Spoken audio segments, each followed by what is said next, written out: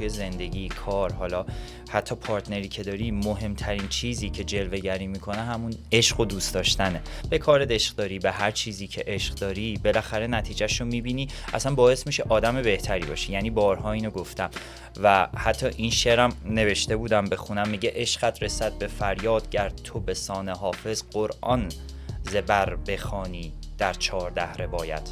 میگه که حتی اگه قرآن رو بلد باشی توی 14 روایت هم آخرش عشق به دادت میرسه. یعنی باید عاشق باشی تا بتونی جون سالم به در ببری، سروایو کنی. و اینو من توی همه مهمونایی که دعوت کردم دیدم. عشق یه مهارتیه که آدما باید یاد بگیرن که داشته باشن. یه سریا فکر می‌کنن عشق برای اونا اتفاق میفته، نه این یه مهارته. من خودم مدلم اینطوریه که کلا عاشقم.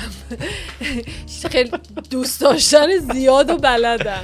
آره. اگه مثلا یه چیزی رو دوست دارم خیلی دوست دارم. تو یه پارادوکس خیلی قشنگ داری تو شخصیتت. آره اصلا بهت نمیاد. معمولا ورزشکار حرفه‌ای‌ها، حالا این کلام آخرمون هم طولانی شد، ولی اتفاقا جایی که بلد نیستن عشق ورزیدن است که باید یاد بگیرن، ولی تو اینو بلدی. باحاله.